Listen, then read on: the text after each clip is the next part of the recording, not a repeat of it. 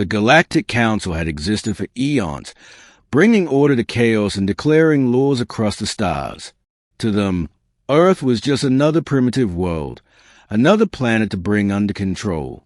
They sent envoys, then warships when humans refused to bow.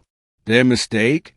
They thought of humanity as weak, manageable, predictable.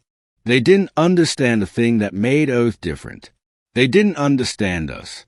The moment the Council war fleet dropped into orbit, the skies above Earth burned silver. Cities blacked out. Communication satellites blinked away like fireflies crushed under an unseen hand. Council Admiral Drixon was confident. "Bring them to heel," he said with a flick of his claws. "Humans are scattered, emotional, inefficient. They'll surrender by dusk." But as the ships descended, something unexpected happened. Earth vanished, not from reality, but from their senses. Deep under Cheyenne Mountain, Commander Valen Gray lit a cigarette with shaking fingers. "How long do we have?" A young tech wiped sweat from her brow. "They are already in the atmosphere, Sigh. Standard procedure says we signal surrender." Valen laughed darkly. "Standard procedure is for people who don't know what Apex means." He turned to the command table. "Initiate Shadow Protocol.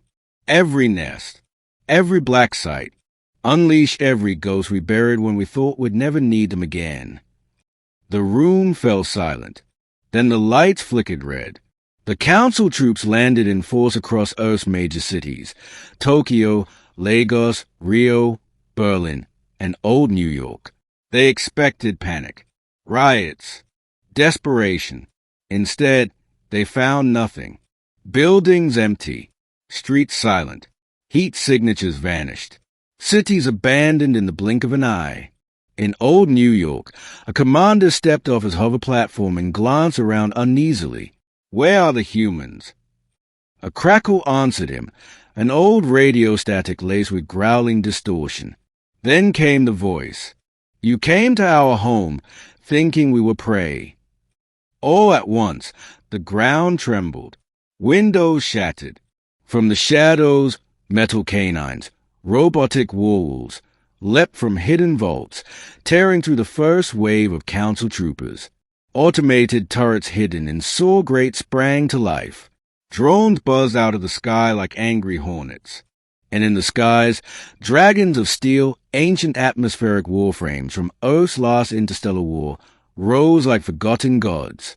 In orbit, Admiral Drixon watched in disbelief as entire battalions vanished from his tactical screens. "They are fighting like ghosts," his second-in-command muttered. "Their weapons, some of them are banned even by our war code." "That's impossible," Drixon spat. But then Earth's secret transmission came through, raw, unfiltered, and spoken by someone the Council once labeled too dangerous to ever allow off-world. "Valen Gray, this planet doesn't bow. It bites. You mistook our silence for submission. But we were waiting. You think you're the Apex. But Apex isn't about power. It's about mindset. It's about being willing to do the things others won't to survive. We mastered that art while you sat in floating palaces.